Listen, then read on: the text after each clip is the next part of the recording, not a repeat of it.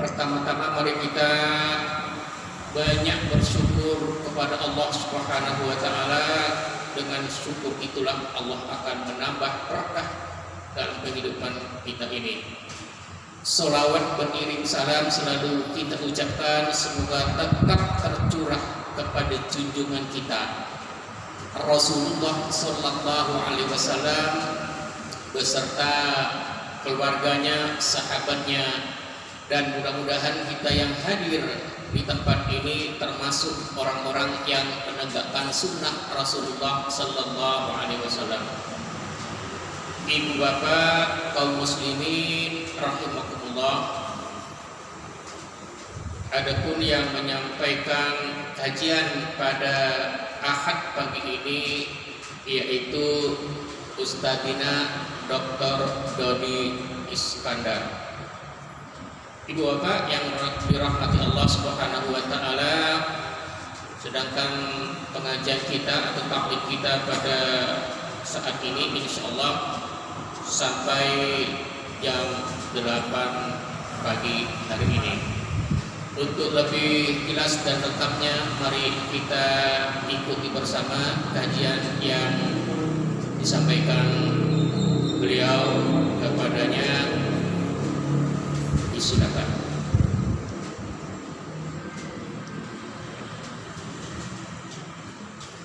Bismillahirrahmanirrahim. Assalamualaikum warahmatullahi wabarakatuh. Waalaikumsalam warahmatullahi wabarakatuh. Alhamdulillahirabbil alamin. Wassalatu wassalamu ala asrafil anbiya'i wal mursalin wa khatamil mursalin Nabiyina Muhammadin wa ala alihi wa sahbihi ajma'in. Qala Allah Ta'ala fi kitabihil karim, fa'lam annahu la ilaha illallah wastaghfir li dhanbik. Wa qala Rasulullah sallallahu alaihi wa ala alihi wa sallam, kullu ummati yadkhuluna al-jannata illa man aba. Qalu man ya'ba ya Rasulullah? Qala man ata'ani dakhala al-jannata wa man asani faqad aba. Jamaah pengajian Ahad pagi Persyarikatan Muhammadiyah yang dimuliakan Allah SWT, serta saudara-saudari sekalian yang dicintai karena Allah, kami mengucapkan terima kasih yang pertama kali kepada Takmir Masjid At-Tanwir yang telah menyediakan waktu dan tempat. Salawat dan salam semoga tercurah limpahkan kepada Nabi kita Muhammad SAW dan kepada keluarga beliau, kepada seluruh sahabat beliau dan orang-orang yang menghidupkan sunnahnya ila yaumil qiyamah. Alhamdulillah, di pagi hari yang penuh barokah ini, mudah-mudahan Allah Subhanahu wa taala berkenan menurunkan rahmat-Nya, dan dengan rahmat tersebut dosa-dosa kita yang telah lalu dihapus, dan dengan rahmat itu pula kita dijaga di masa yang akan datang dari perbuatan dosa dan maksiat, serta kita dibimbing di atas ketaatan kepada-Nya. Di kajian yang lalu sudah saya sampaikan di Masjid Babul Jannah, daerah Kota Baru Ujung, di tempatnya Ustadz Muhammad Agus Wibowo, Dr. Muhammad Agus Wibowo. Kajian yang kita sampaikan yaitu dari kitab yang berjudul Ad-Du'a'u Alladzi La Yurad, doa yang tidak mungkin ditolak. Kitab ini ditulis oleh seorang ulama besar, Asy-Syaikh Profesor Dr. Abdul Razak. Beliau masih hidup orangnya. Beliau juga guru besar di Fakultas Akidah Universitas Islam Madinah dan pengajar tetap di Masjid Nabawi. Bahasan kita di pertemuan yang lalu yaitu menjelaskan tentang dawabit, kaidah-kaidah di dalam berdoa. Ada 13 dawabit di dalam berdoa. Baru kita menjelaskan 2 dawabit. Dawabit yang pertama yaitu menghadirkan hati, sudah kita selesaikan. Dawabit yang kedua yaitu sadafa waqtan min awqatil ijabati sittati, mengambil waktu-waktu yang mustajab.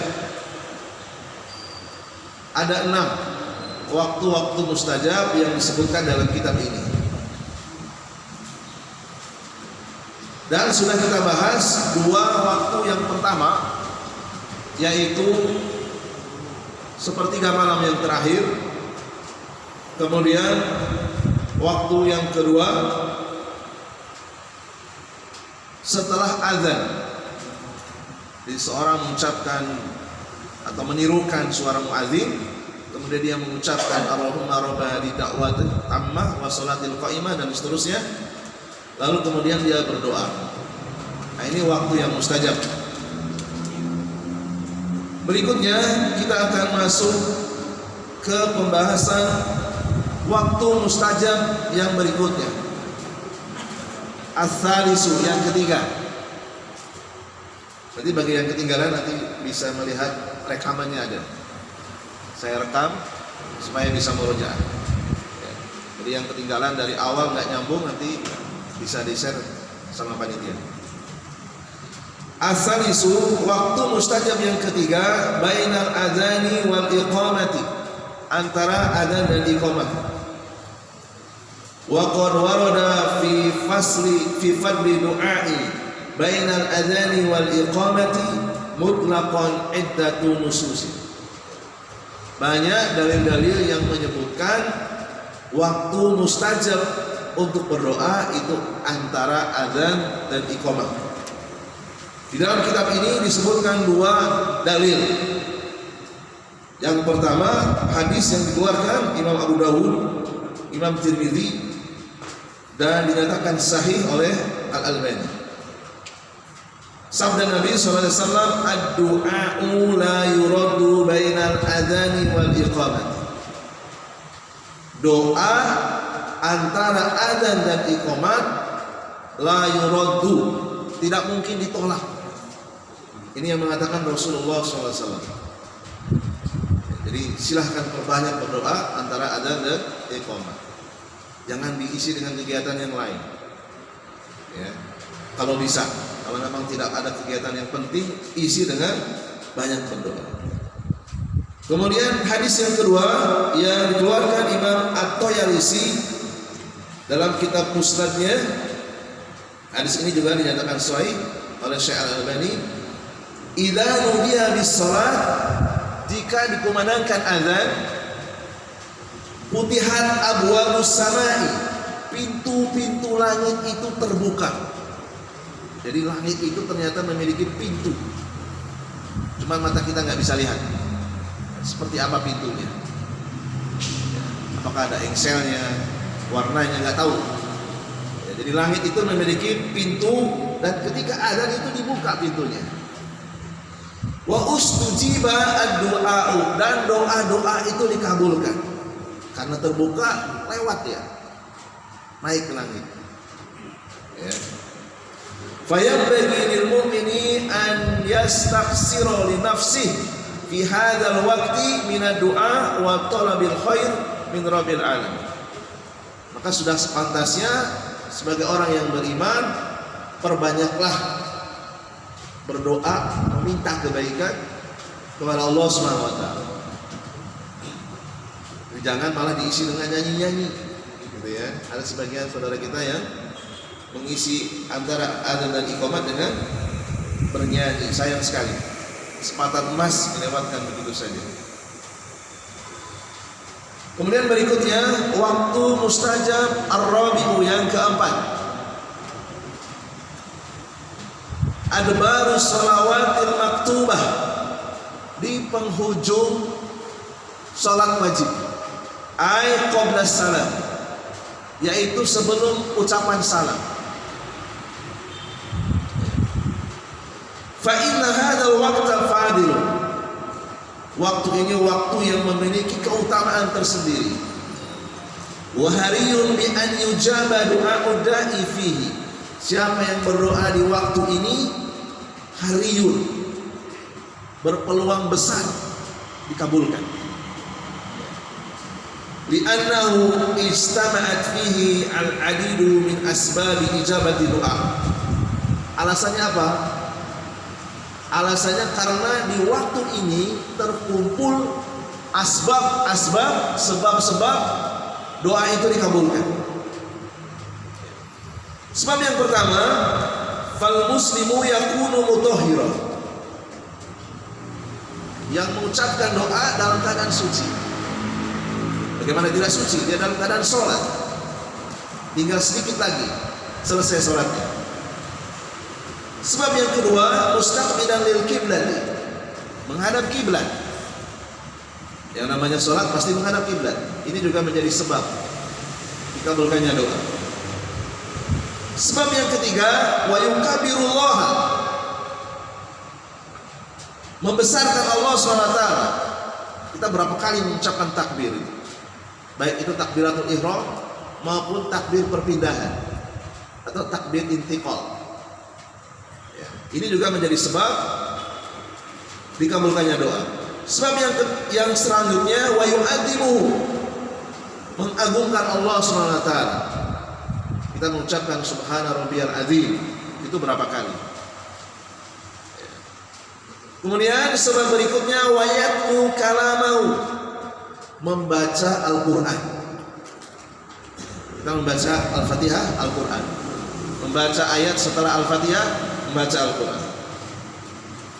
Kemudian berikutnya, summa yarka'u wa yasjudu hudu'an wa dhullan lillah, melakukan gerakan ruku dan sujud dengan ketundukan dan penghinaan diri kepada Allah. Ini juga menjadi sebab kita merasa hina di hadapan Allah dengan meletakkan kepala kita lebih rendah dari, mohon maaf, dari pantat kita. Ya, itu menghinakan diri. Bentuk menghinakan diri di hadapan Allah ini menjadi sebab. Kemudian berikutnya, sebab berikutnya, summa idza jalasa litashahhudi ba'da hadhil a'mal al-'azimah yabda'u bitahillahi ta'ala. Kemudian sebab berikutnya, kita mengucapkan penghormatan, at-tahiyatu lillah wa sholawat wa thayyibat, dan seterusnya. Wa ba'daha yantiqu bi syahadati tauhid lillahi azza wa jalla. Kemudian sebab berikutnya, mengucapkan kalimat tauhid, yaitu dua kalimat syahadat. Ini juga menjadi sebab terkabulkannya doa. Kemudian tidak selesai, tambah lagi, summa yusolli ala nabi sallallahu alaihi wasallam bi akmali sholawat. Kemudian ditutup dengan bersolawat kepada Rasulullah SAW dengan solawat yang paling akmal, yang disebut dengan solawat Ibrahimiyah. Di dalam solawat ini kita menyebutkan dua kekasih Allah, Muhammad dan Ibrahim. Para nabi dan para rasul itu bertingkat-tingkat rankingnya, jemaah sekalian. Disebutkan dalam kitab Al-Qaulus Sadid Fima Yajibu Alal Abid, ada sekitar 125 nabi dan rasul. Yang disebutkan oleh Allah di dalam Al-Quran ada berapa? 25. Ya. Berarti yang tidak disebutkan jauh lebih banyak, 124.000 lebih. Jadi kita jangan berkecil hati kalau kita nggak disebut namanya.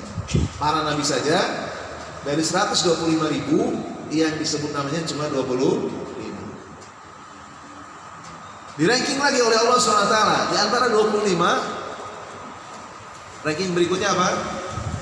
Ulul azmi. Ya, ada 5. Nuh, Ibrahim, Muhammad, Isa, apa lagi? Sudah ya, ada 5. Musa. Jadi ulul azmi ini maknanya nabi yang memang umat yang dihadapinya ini umat yang paling degil, paling degil, paling keras, sehingga mereka diberikan penghargaan disebut dengan ulul azmi. Kemudian di ranking lagi oleh Allah SWT. Di antara ulul azmi ada 2 yang dipilih oleh Allah, atau yang disebut dengan khalilani, 2 kekasih Allah, yaitu Nabi Muhammad dan Nabi Ibrahim. Makanya tidak heran kita setiap hari menyebut 2 nama ini dalam tasyahud akhir minimal 5 kali. Belum lagi ditambah dengan sholat sunnah. Berapa miliar manusia yang mendoakan Nabi Muhammad dan Nabi Ibrahim. Itu alasan kenapa Nabi Ibrahim sering disebut, karena beliau ranking kedua setelah Rasulullah SAW. Ya. Majami'u ma taqaddama min mawaqifil ubudiyyati al-jalilati tuj'alu hadzal mautina min ahami awqati ijabatillah li du'a'i sa'irin al-musallin. Jadi inilah alasan kenapa doa sebelum salam itu berpeluang besar dikabulkan, karena berkumpul sebab-sebab terkabulkannya doa tadi. Jadi perbanyaklah meminta kepada Allah sebelum salam, baik dalam sholat wajib ataupun dalam sholat sunnah. Oleh karena itu Ibnu Mas'ud radhiyallahu anhu ketika belajar kepada Nabi sallallahu alaihi wasallam, belajar bacaan tasyahud, Rasulullah sallallahu alaihi wasallam berpesan kepada Ibnu Mas'ud, "Summa yatakhayyaru minad du'a a'jabahu." Pilihlah doa apa saja yang kamu inginkan, fayatu, lalu mintalah, pasti Allah akan kabulkan. Ya. Ini pesan Nabi kepada sahabat yang mulia Ibnu Mas'ud radhiyallahu anhu. Kemudian berikutnya waktu mustajab yang keberapa? Yang kelima, al-khamis. Inda suhuril imami yaumal jumu'ati alal mimbari hatta tuqda as-salat. Yaitu saat imam naik mimbar untuk menyampaikan khutbah di hari Jumat sampai sholat selesai. Ini juga waktu yang mustajab. Dalilnya diantaranya adalah sabda Nabi Sallallahu Alaihi Wasallam, "Inna fil jumu'ati la sa'atan la yuwafiquha muslimun qa'imun yusalli yas'alullaha khairan illa a'tahu iyyah." Sesungguhnya di hari Jumat itu ada sesaat, ada satu waktu yang mustajab, tidak lama ini. Ya, yang mana seorang muslim kalau mendapatkan waktu itu dan dia meminta kepada Allah kebaikan, pasti akan dikabulkan. Rasulullah sampai memberikan isyarat yuqalliluha, waktunya nggak lama, sebentar saja dengan jarinya, entah berapa detik, entah berapa menit, wallahu alam. Dan Rasulullah juga tidak memberitahukan apakah di awal khutbah, di pertengahan, atau di akhir, atau sebelum salam di sholat Jumat. Pokoknya antara imam naik mimbar dan sholat selesai. Ya, jadi cukup panjang ya, dan kita nggak tahu di awal, di pertengahan, atau di akhir. Wa qad dhahaba jama'atun minal ulama ila anna hadha sya'ah min su'ulil imam 'alal mimbar ila an yantahiya min sholatil jum'ati. Jadi ada sekelompok ulama yang memutlakkan bahwa waktu mustajab ini antara khatib naik mimbar sampai dengan sholat selesai. Ini dikuatkan dengan hadis yang lainnya, diantaranya adalah hadis yang datang dari sahabat yang mulia Abu Musa al-Asy'ari radhiyallahu anhu. hiya ma baina an yajlisa al-imam ila an tuqda as-shalah. Waktu mustajab antara imam naik mimbar sampai sholat selesai.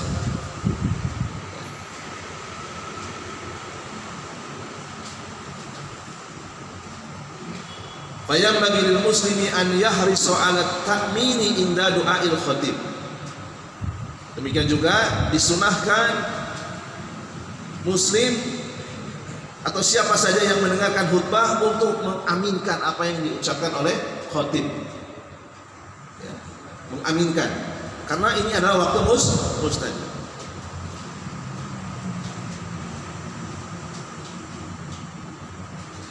La siyama halus sujud. Terlebih lagi ketika sujud.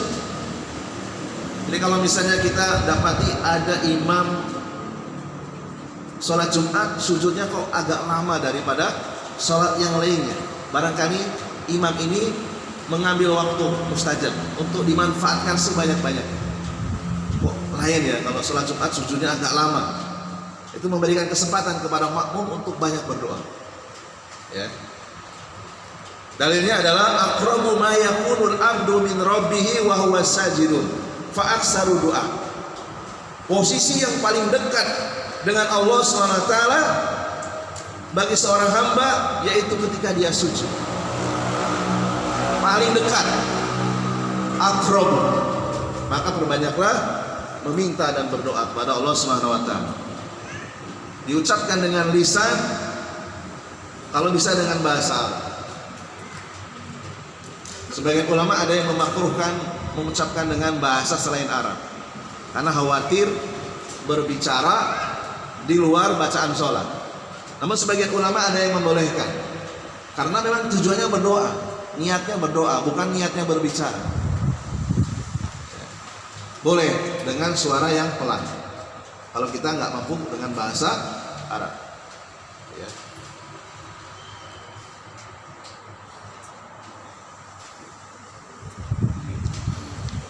Kemudian yang keenam, as-sadisu akhiri sa'atin ba'dal asri.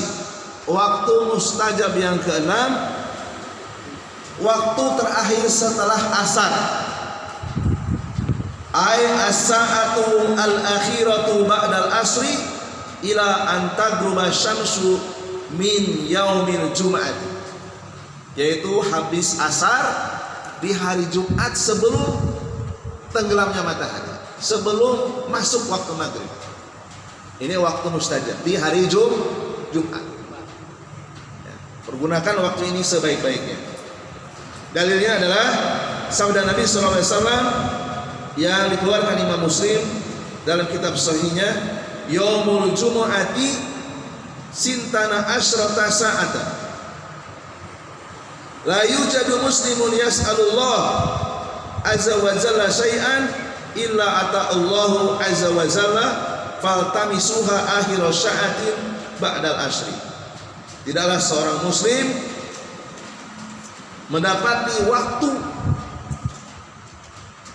ya, di hari Jumat setelah asar menjelang maghrib, melainkan pasti Allah akan mengabulkan. Ini adalah enam waktu mustajab yang disebutkan oleh Al-Imam Ibnu Qayyim dalam kitabnya Zadul Ma'ad. Dan masih ada waktu-waktu mustajab yang lainnya, namun beliau memilih 6 waktu ini. 6 waktu yang berpeluang besar dikabulkan oleh Allah SWT. Ya, barangkali supaya kita tidak monoton, mungkin ada diskusi sebelum lanjut ke dawabit yang kedua, khusyu'ul qalbi wal inkisaru baina yaday rabbi dulan wa tadarruan. Silakan Ustaz Eno sebagai moderator barangkali mau menawarkan. Ibu bapak yang dirahmati Allah, barangkali ada pertanyaan, selama ini saya doa sampai capek-capek tak pernah dikabulkan, seperti itu. Akhirnya udahlah, kira-kira seperti itu. Mungkin ada Bapak dan Ibu Silakan. Karena doa itu mafhum ibadah ya, merupakan ibadah. Kalau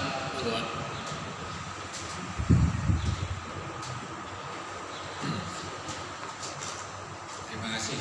Assalamualaikum warahmatullahi wabarakatuh. Waalaikumsalam warahmatullahi wabarakatuh. Pertanyaan saya kaitannya dengan penyebab doa tidak dikabulkan. Kalau tadi kan judulnya pasti dikabulkan gitu Pak. Yang pernah saya dengar, penyebab doa tertahan atau belum dikabulkan itu antara lain kita mungkin makan makanan yang tidak halal, kita mungkin pakai baju yang dibeli dengan yang tidak halal. Ini antara lain yang saya ingat begitu. Nah, kaitannya dengan ketentuan pasti diterima apabila berdoa pada waktu yang diijabah. Ini apa memang ada hubungannya penyebab itu atau bagaimana penjelasan? Terima kasih. Assalamualaikum warahmatullahi wabarakatuh. Baik. Terima kasih atas pertanyaannya, pertanyaan yang sangat bagus. Pertanyaan ini akan terjawab nanti ketika kita masuk ke dawabit yang ke-8. Ini loncat. Al-amru as-samin at-taubatu wal istighfaru baina yaday du'a. Ya.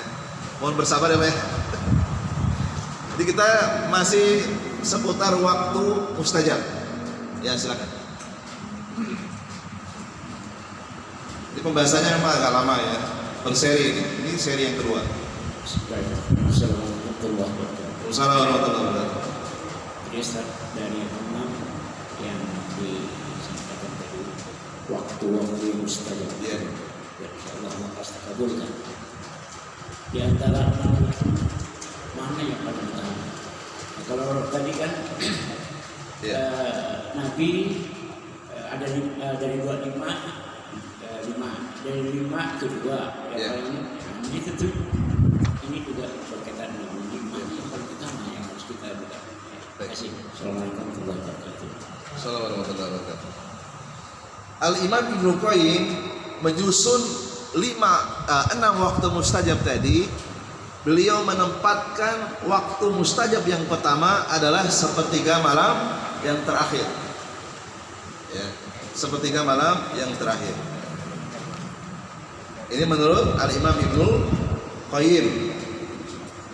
Tidak menutup kemungkinan karena masing-masing kita memiliki kemampuan yang berbeda-beda. Ya. Para sahabat saja tidak semuanya mampu bangun sepertiga malam terakhir. Di awal-awal Islam, bangun sepertiga malam terakhir untuk melakukan sholat tahajud itu wajib. Awalnya wajib. Ya. Surat Al-Muzammil ya, ada penjelasannya di sini. Lalu kemudian karena banyak yang nggak mampu, diturunkan dari wajib menjadi sunnah muakkadah. Karena ada beberapa orang yang di siang hari dia bekerja fisik, ya, menggunakan fisiknya untuk bekerja, menggunakan otot, sehingga waktu istirahat dia mungkin belum cukup, ya, sampai menjelang subuh baru bisa bangun. Lalu kemudian Allah SWT dengan rahmatnya memberikan waktu-waktu alternatif yang lain. Walaupun tentu saja yang paling utama sebagaimana penempatan Al-Imam Ibnu Qayyim ini adalah sepertiga malam yang terakhir. Karena di situ ada kekhususan tersendiri. Ya. Allah SWT yanzilu Rabbuna kulla lailatin ila sama'i dunya. Allah turun ke langit dunia di sepertiga malam yang terakhir. Terlepas dari perdebatan Allah itu turunnya seperti apa, tidak ada yang tahu. Kita wajib mengimani Allah itu yanzilu, Allah itu turun, turun ke langit dunia, siap untuk mengabulkan siapa saja yang mengangkat kedua tangannya, siap untuk memaafkan yang minta maaf. Ini ya. Jadi kalau urut-urutan tentu saja sepertiga malam yang terakhir. Karena memang paling berat ini waktunya. Ya, jadi al-jaza min jinsil amal, ya. Jadi balasan itu sesuai dengan tingkat kesulitannya, gitu ya. Semakin sulit waktu itu diraih, semakin besar. Beda dengan waktu-waktu yang lainnya. Antara adzan dan iqamah, semua orang mungkin bisa. Akhir waktu asar di hari Jumat, insya Allah semuanya bisa. Apalagi Jumat, ya, dia sudah weekend itu, sudah mau weekend itu mudah itu, gitu ya. Ada lagi yang lainnya? Baik, Assalamualaikum warahmatullahi wabarakatuh. Waalaikumsalam warahmatullahi wabarakatuh. Ustaz Dr. Al-Hajj Dodi Iskandar. Yang di bawah tadi itu dokter banyak bicara lagi di bawah. Baru tahu. Nah, terkait bahasa pesimisme tadi, katanya doa tidak dikabulkan. Semua doa pasti dikabulkan oleh Allah. Cuma kata selalu kita mengkonversikan doa itu dalam bentuk nilai, dalam bentuk harta, tahta, dan lain sebagainya. Padahal nikmat iman dan Islam itulah yang tidak dimiliki oleh seluruh alam ini, terutama orang-orang kafir, kecuali pohon dan gunung-gunung semua beriman kepada Allah. Dalam surah Al-Hajj ayat 18, alam tara anna Allah yasjudu lahu man fis samawati wal ardh wasyamsu wal qamar wan nujumu wal jibalu wasyajaru wad dawabu wa katsirun minan nas. Bayangkan luar biasanya ya. Tidakkah kau tahu bahwa sesungguhnya sujud kepada Allah langit dan bumi, matahari, bulan. Bayangkan hewan melata dan pohon-pohon wasyajaru dan pohon-pohon semua sujud kepada Allah. Ini kita digambarkan oleh Allah bahwa kita yang terima iman dan Islam dan hari ini hadir itu bagian nikmat Allah yang Allah kabulkan pada kita. Jadi kalau doa selalu dikonversikan dalam bentuk semata-mata hanya harta tahta wanita, amat kecewa kita. Hanya raja-raja Arab saja yang besar hartanya. Berikutnya kita sengsara. Berikutnya kata Allah, wala tahinu wala tahzanu antumul a'launa in kuntum mu'minin. Jangan takut, jangan cemas. Jangan merasa diri jika kau merasa orang-orang beriman. Masya Allah. Berikutnya, ya ayyuhalladzina amanu ista'inu bis-sabri was-shalah. Innallaha mas-sabirin. Hai orang-orang yang beriman, minta tolonglah kepada Allah dengan sholat dan sabar. Masya Allah, lagi-lagi ini luar biasa menjadi optimisme kita sebagai orang-orang beriman. Terakhir, ya ayyuhalladzina amanu, bukan, innalladzina amanu wa amilus solihati ulaikum khairul bariyah jazaa'uhum 'inda rabbihim jannatin tajri min tahtiha al-anhar khalidina fiha abada radhiyallahu anhum wa radu anhu. Oh, biasa ini ayat. Sesungguhnya orang-orang beriman yang beramal soleh, mereka itu tempatnya di surga, Jannatun Na'im, kekal abadi di dalamnya. Allah ridho pada kita dan kita pun ridho pada ketetapan Allah. Al-Baqarah ayat 8. Subhanallah, subhanallah. Jadi tidak boleh pesimis ketika sebagai orang beriman. Semua doa kita dikabulkan. Hari ini nyawa kita masih dititip oleh Allah. Denyut jantung, denyut nadi itu bagian nikmat Allah yang kadang-kadang kita tidak menghitungnya dan lupa menghitungnya. Begini saja, terima kasih. Tambahan, tidak ada pertanyaan, hanya tambahan terkait meluruskan kenapa kita tidak dikabulkan doa-doanya segala macam itu. Terima kasih. Assalamualaikum warahmatullahi wabarakatuh. Setelah akhir atas tambahannya. Mungkin ada lagi terkait dengan bahasan kita waktu-waktu mustajab. Ada 6 ya yang disebutkan oleh Al-Imam Ibnu Qayyim. Ini Pak Ustaz, Ya, masalah waktu yang ketiga dan kelima, ya, antara adzan dan iqamah dan saat khatib naik mimbar sama sholat. Apakah ini berlaku hanya untuk yang di masjid? Bagaimana untuk yang wanita yang sholat? ya. sejauh yang saya pahami ini berlaku siapa saja yang mendengar, misalnya rumahnya tidak jauh dari masjid, dia mendengar khutbah Jumat, ya, apalagi pakai speaker keluar, dia ingin mendapatkan faidah ilmu dari khotib, dan ini juga berlaku, jadi umum, ya, jadi umum bagi siapa saja yang melihat imam itu naik mimbar, kemudian dia banyak berdoa sampai sholat Jumat ditunaikan. Bahkan seorang Arab Badui ada ya, dia tidak ikut sholat Jumat, dia dari kampungnya jauh, jalan kaki dia tidak dari awal ya, langsung menginterupsi Rasulullah. Namanya juga orang Arab Badui, orang-orang pegunungan yang peradabannya beda dengan orang kota. Langsung interupsi, ya Rasulullah, kampung kami kekeringan, tolong mintakan hujan kepada Allah SWT. Rasulullah langsung saat itu mengangkat kedua tangannya, mengucapkan doa istisqa. Jadi Arab Badui tadi tidak ikut dari awal, Rasulullah langsung berdoa, karena memang itu waktu mustajab. Itu nanti akan disebutkan dalam doa bid yang berikutnya ada insya Allah, ya. Jadi ini umum, siapa saja yang mendengar azan kemudian menirukan, mengucapkan suara muadzin, mengucapkan doa Allahumma rabb hadhihi da'wati tammah wa sholatil qa'imah dan seterusnya, langsung berdoa mubasyaratan, langsung berdasarkan penjelasan yang telah lalu. Demikian juga ketika kita sudah tahu imam naik mimbar, oh ini sudah mulai khutbah ini, perbanyak doa sampai sholat selesai. Hatta di dalam sholat pun, seandainya imam itu sujudnya lama, perbanyak meminta doa bagi yang sholat. Bagi yang tidak sholat, sebelum sholat selesai banyak berdoa, ya, banyak meminta, banyak berdoa, karena ini adalah waktu-waktu yang dijanjikan oleh Allah melalui lisan nabinya yang mulia, waktu-waktu yang mustajab.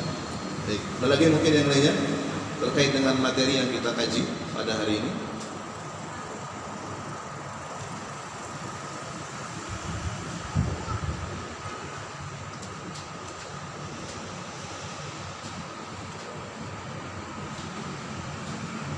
Assalamualaikum warahmatullahi wabarakatuh. Waalaikumsalam warahmatullahi wabarakatuh. Saya ingin menanyakan yang poin keempat, Ustaz. Waktu mustajab sebelum salam. Iya. Saya pernah mendengar bahwa sebelum salam ini adalah waktu yang memang luar biasa istimewa buat kita untuk curhat sama Allah, sesuai dengan kepentingan kita.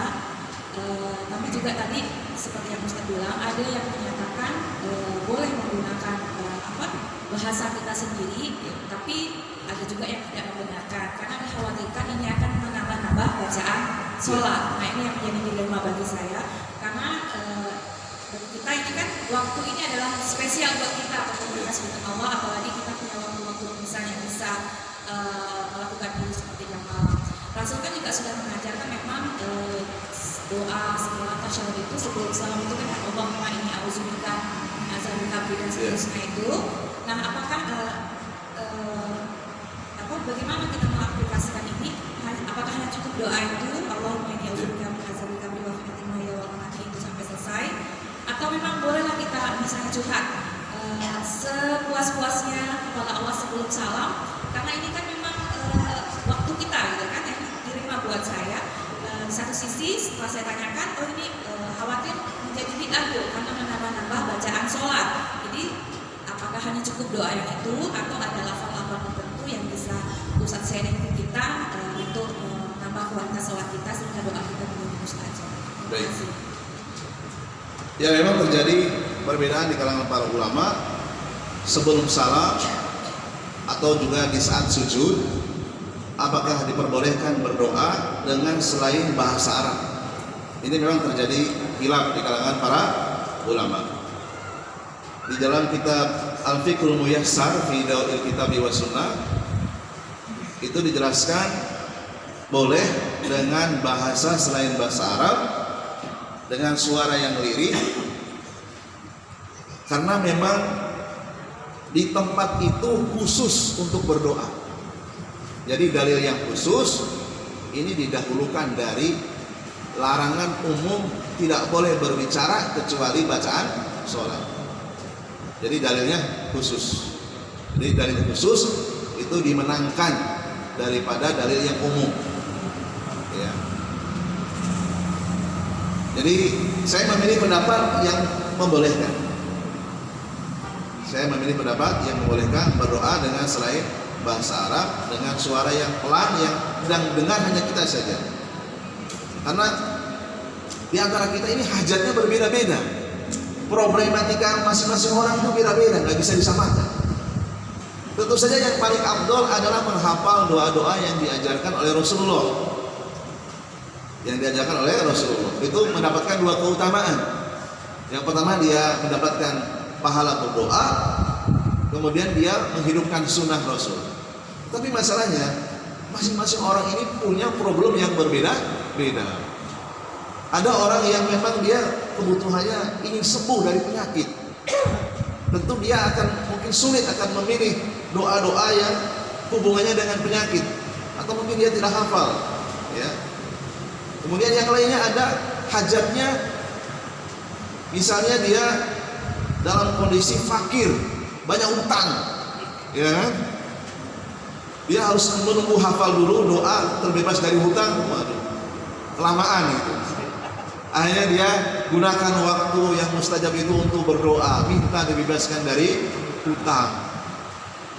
Ada yang punya saudara difitnah masuk ke dalam penjara, itu kan dalam keadaan yang sangat emergensi, kebutuhannya beda dengan yang lainnya. Dia berdoa kepada Allah, memohon keluarganya dibebaskan. Anda telah difitnah. Masing-masing orang beda-beda. Ini penjelasan yang ada dalam kitab Al-Fiqhul Muyassar fi Daw'il Kitabi wa Sunnah. Jadi saya lebih memilih pendapat menggunakan bahasa selain Arab pun boleh, karena memang niatnya di situ berdoa, bukan niat berbicara. Niatnya memang berdoa. Gitu ya. Saya kira itu ya.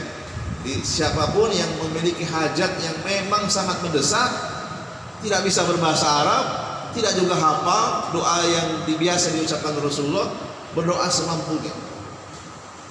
Daripada lewat begitu saja, sayang. Ya, tetap kita menghormati para ulama yang kekeh mempertahankan doa di waktu sholat, terutama di sujud atau sebelum salam, wajib menggunakan bahasa Arab. Ya. Ada lagi yang lainnya?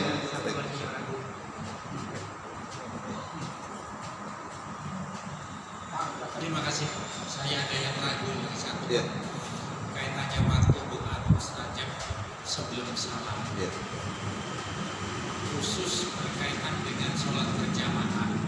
Ya. Ada yang mengatakan boleh lama-lama sujud karena itu terakhir. Ya. Tapi ada yang memberi petunjuk tidak boleh. Kalau kita makmum, kita harus segera ikuti gerakan imam. Ya. Nah, saya agak ragu nih Pak, mohon penjelasan. Terima kasih. Baik, untuk sholat berjamaah memang makmum itu diwajibkan untuk mengikuti gerakan imam, tidak boleh terlambat, gitu ya. Kalau memang imamnya tidak memberikan waktu lama di saat sujud atau sebelum salam, kita masih bisa menggunakan sholat sunnah. Puas-puasin di sholat sunnah, ya, sebelum salam atau ketika sujud, gitu ya. Karena tidak semua imam itu berkenan berlama-lamaan sujud ataupun sebelum salam. Kecuali ada satu masjid di Pontianak ini, mungkin saya bandingkan ini masjid-masjid yang lainnya paling lama. Ada yang tahu di masjid mana? Masjid Al-Manah. Itu mungkin se-Pontianak paling lama itu. Sujud dan rukunya hampir 5 menit kayaknya. Lama sekali itu. Kalau yang sudah ngerti tidak masalah dia, tahu dia, oh ini pasti lama. Tapi bagi yang belum tahu, kaget ya, terkejut ya. Di Masjid Al-Manah dekat pelabuhan ya. Ya, paling lama Pak. Saya pernah di situ. Nikmat memang. Kalau memang kita nggak ada pekerjaan ya, keadaan santai, ruku dan sujudnya lama sekali. Tapi kasihan ya, kena penyakit encok ya. Ya kena asam urat itu kasihan.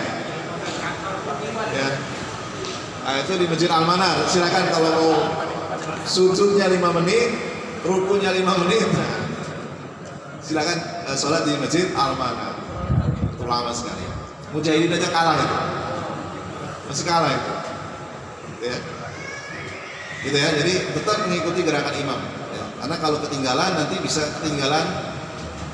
meninggalkan rukun. Ya, rukun sholat. Di antaranya adalah wajib mengikuti imam, tidak boleh terlambat. Baik, ada lagi yang lainnya?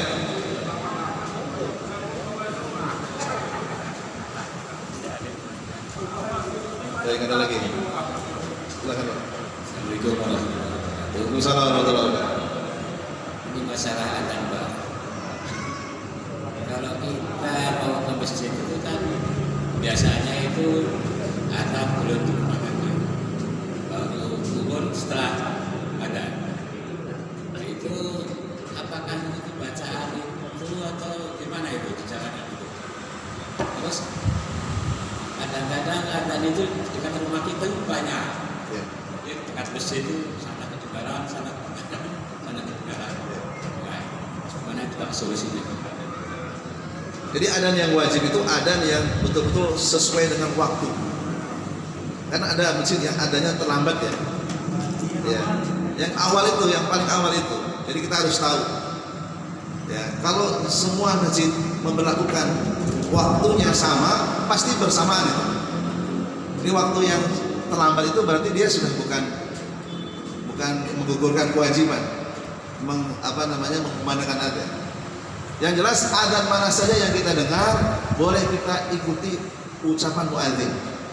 Kita tirukan, mau sambil jalan, mau sambil duduk, bebas saja. Karena memang tidak ada penjelasan detail. Yang jelas kita ikuti suara muadzin, kecuali hayal shalah hayal falah. Kemudian dibarengi dengan doa kepada Rasulullah SAW. Allahumma rabba hadhihi da'wati tammah dan seterusnya. Langsung tanpa ada jeda berdoa dengan bahasa apa saja. Berdoa untuk kepentingan akhirat ataupun untuk kepentingan dunia. Ya, karena masing-masing orang itu hajatnya berbeda-beda. Ada yang minta untuk diistiqomahkan. Dia masih sulit meninggalkan maksiat. Dia berdoa kepada Allah, minta diistiqomahkan, minta dikuatkan, minta agar bisa menjauhi maksiat. Ini kan doa yang bagus ya, untuk kepentingan akhirat. Nah, dia berdoa setelah adzan itu, gitu ya. Gitu ya. Jadi walaupun mungkin tidak ideal datang ke masjid di awal waktu, kita mendengar suara adzan di perjalanan tidak ada masalah. Ya. Oke, ada lagi yang lainnya? Ada lagi terkait di kita sih enggak ya, terkait doa yang nyaring kemudian zikir yang nyaring menggunakan mic dan itu bagaimana? Terima kasih. Baik. Tidak usah pakai. Ini paragraf berikutnya saya bacakan ya Pak. Jadi pertanyaan ini paragraf berikutnya. Saya bacakan ya. Ada ya? Ada. Oke. Baik. Lanjut. Lanjut ya.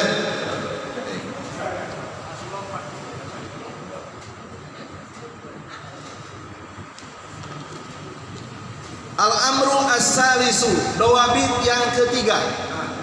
Kaidah yang ketiga di dalam berdoa. Husul qalbi wa inkisaru baina yaday rabbi dzullan wa tadarruan.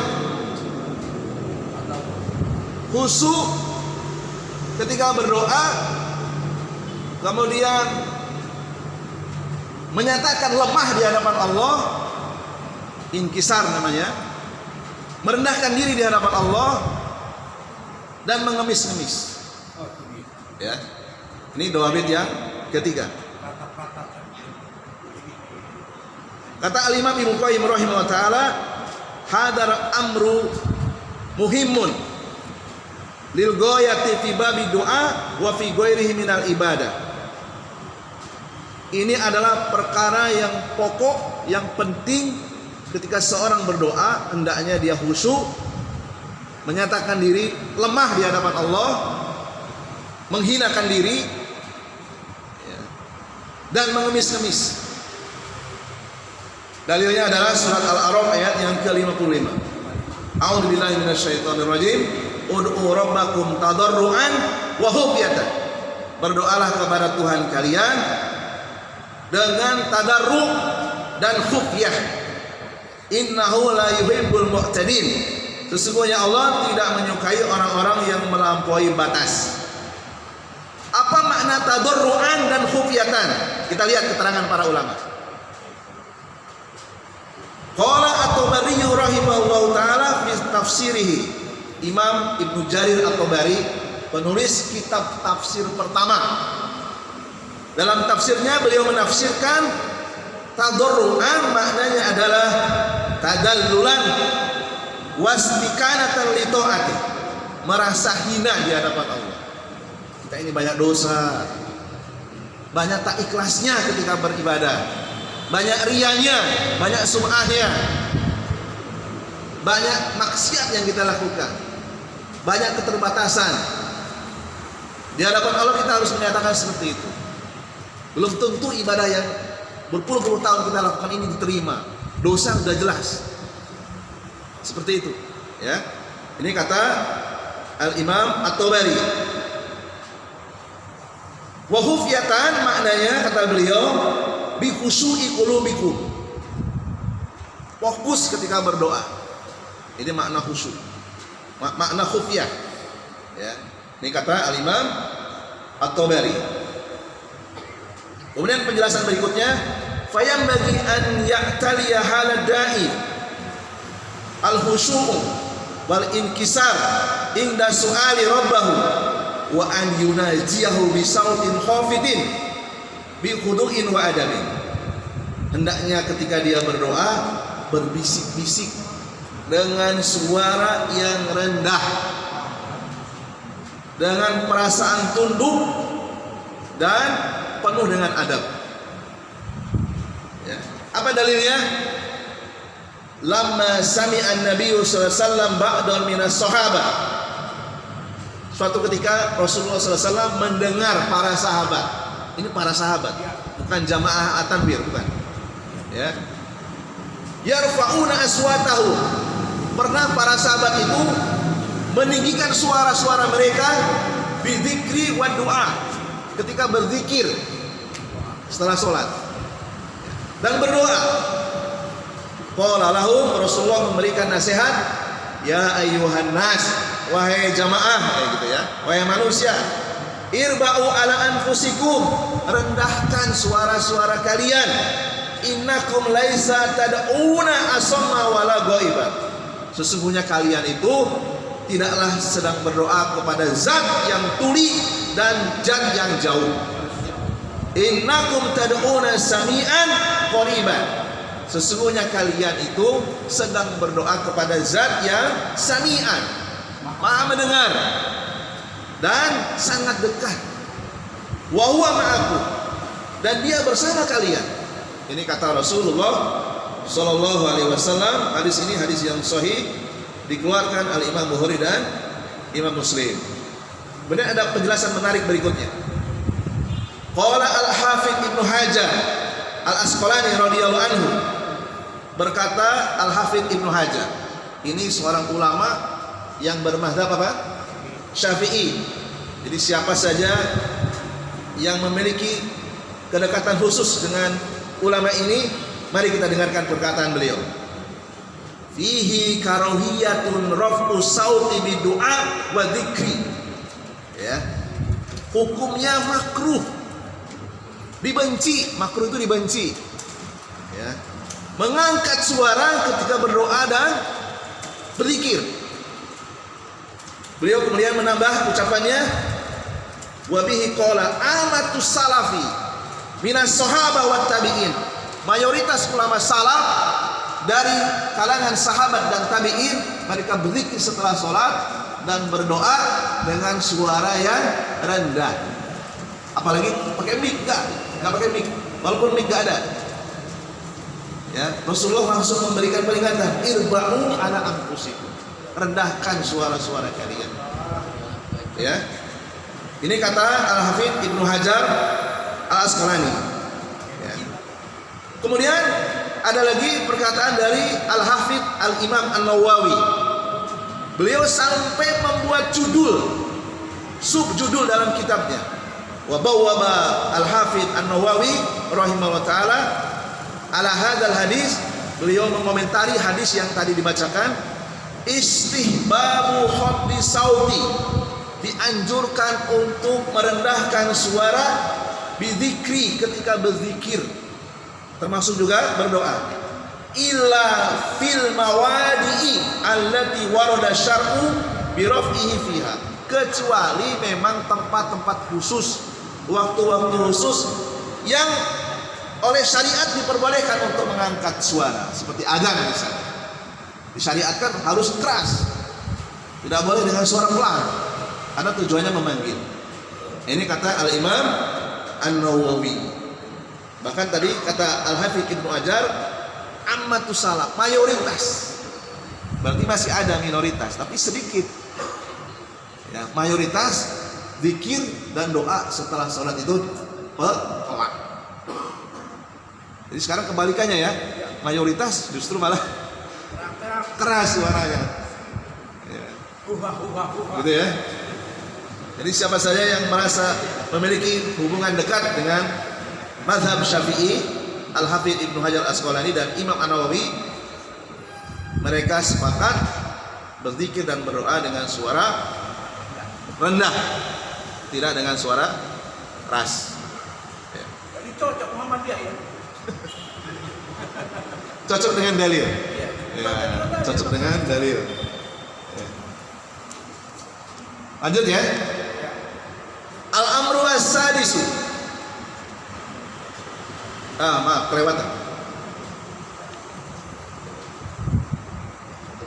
Al-amru ar-rabi'u istiqbalul kiblati waqta doa,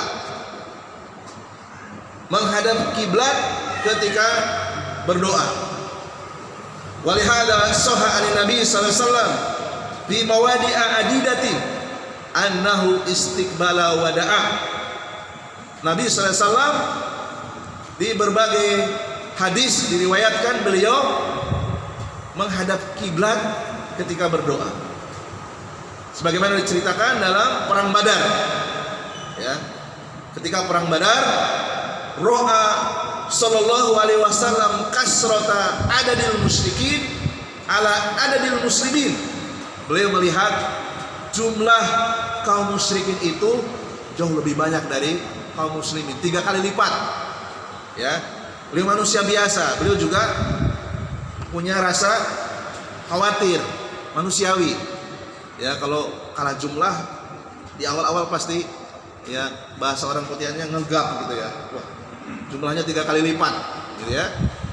Rasulullah kemudian menghadap kiblat, summa madda yadayhi, kemudian beliau mengangkat kedua tangannya, berdoa kepada Allah, minta pertolongan kepada Allah SWT. Gitu ya.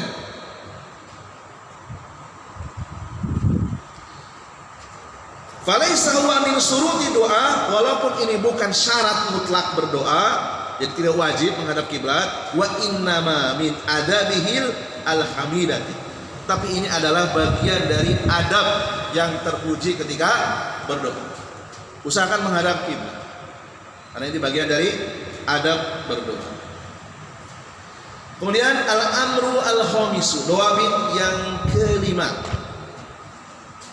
at-taharatu inda doa, diusahakan dalam keadaan suci ketika berdoa, suci dari hadas kecil ataupun dari hadas besar, terutama yang laki-laki.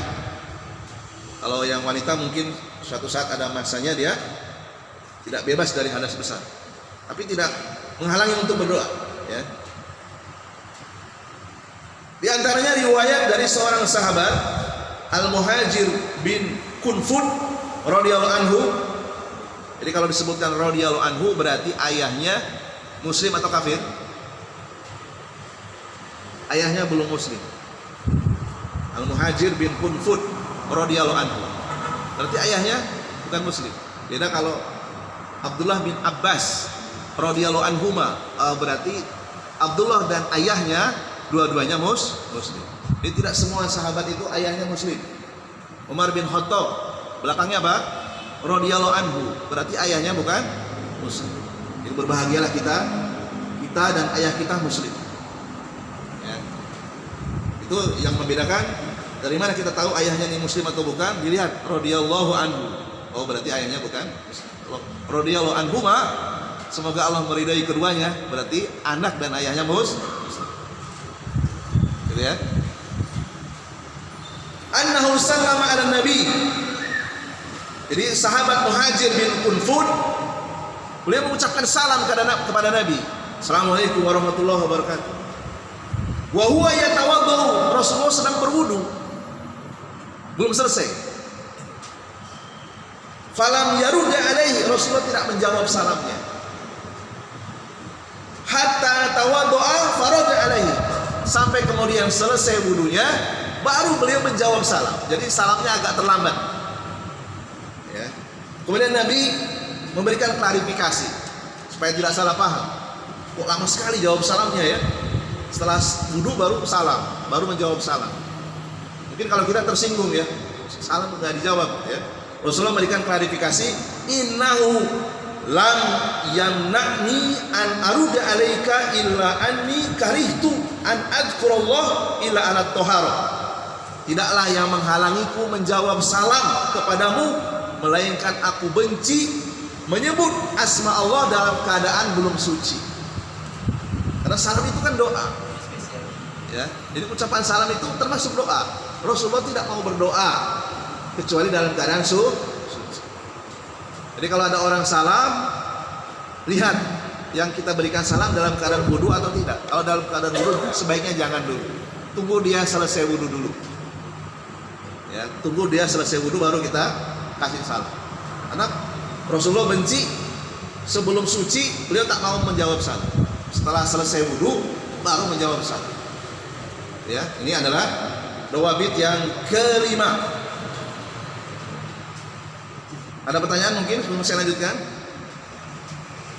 terkait dawabit yang ketiga, keempat, dan kelima. Mumpung belum jauh. Ada? Jelas semuanya. Alhamdulillah. Ya. Berikutnya al-amru sadisu. Dawabit yang keenam. Raf'ul yadaini inda doa, yaitu mengangkat kedua tangan. Ya. Dalilnya diantaranya dari sahabat Salman Al-Farisi radhiyallahu anhu, bahwasanya Nabi SAW bersabda, inna rabbakum